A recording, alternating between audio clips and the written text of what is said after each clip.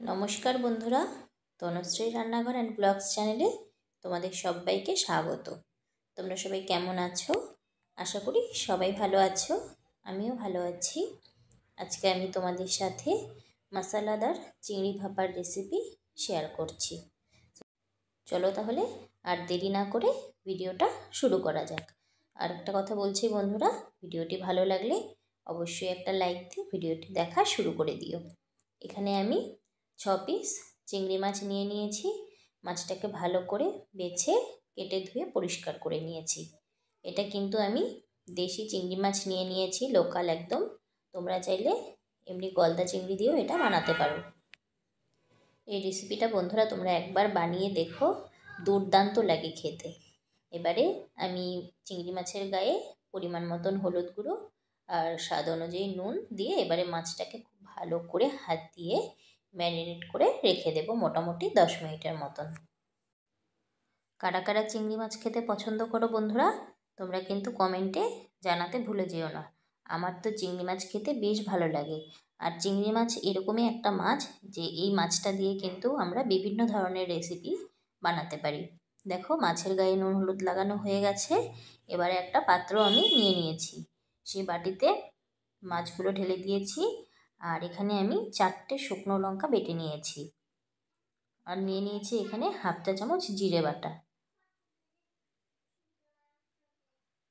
এবারে দিয়ে দেব এখানে 6 থেকে 7টা কাঁচা লঙ্কা বেটে নিয়েছি, সেই বাটাটা এখানে অ্যাড করে দিয়েছি।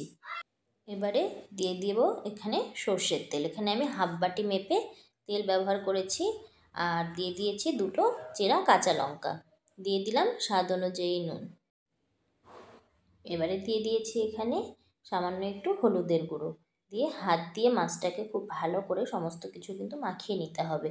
খুব সুন্দর করে সমস্ত কিছু আমি মাখিয়ে নিচ্ছি। দেখো মাছটাকে এরকমভাবে মাখানো হয়ে গেছে, মনে হচ্ছে যে 50% কিন্তু রান্না হয়েই গেছে।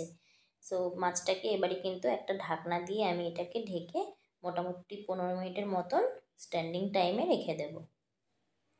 এদিকে গ্যাসে প্রেসার কুকার বসিয়ে দিয়েছি।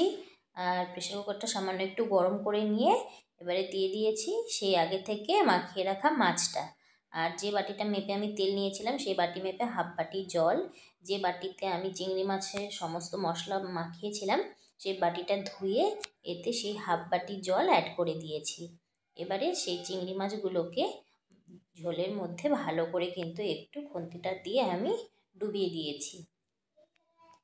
দিয়ে এবারে ঢাকনা দিয়ে এটাকে কিন্তু আমি দেখো প্রেসার কুকারের যে সিটিটা সেটা কিন্তু খুলে নিয়েছি।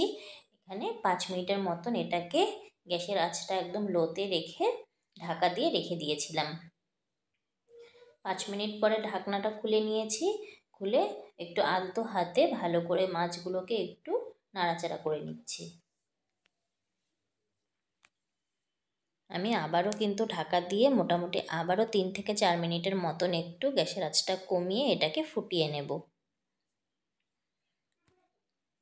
তো দেখো বন্ধুরা, এবারে কিন্তু আমার যে ঝোলটা ছিল সেটা কিন্তু অনেকটাই শুকিয়ে গেছে, একদম গ্রেভির মতন হয়ে এসেছে। তো ভাপাটা কিন্তু আমার মোটামুটি প্রায় তৈরি হয়ে গেছে।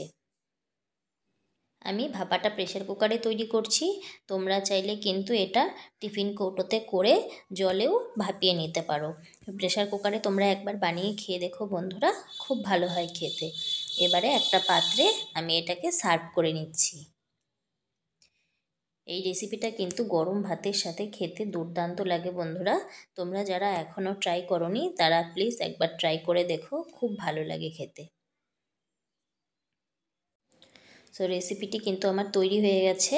আজকের রেসিপি মশলাদার চিংড়ি মাছ ভাপা। সো ভিডিওটি তোমাদের কেমন লাগলো তোমরা কিন্তু অবশ্যই আমাকে কমেন্ট করে জানিও। আর আমার চ্যানেলে যারা নতুন তাদেরকে অসংখ্য অসংখ্য ধন্যবাদ। যারা ভিডিওটি দেখছো কিন্তু এখনও পর্যন্ত সাবস্ক্রাইব করোনি তারা প্লিজ ঝটপট গিয়ে সাবস্ক্রাইব করে দিও। সকলে পরবর্তী ভিডিওর অপেক্ষায় থেকো, ভালো থেকো, সুস্থ থেকো।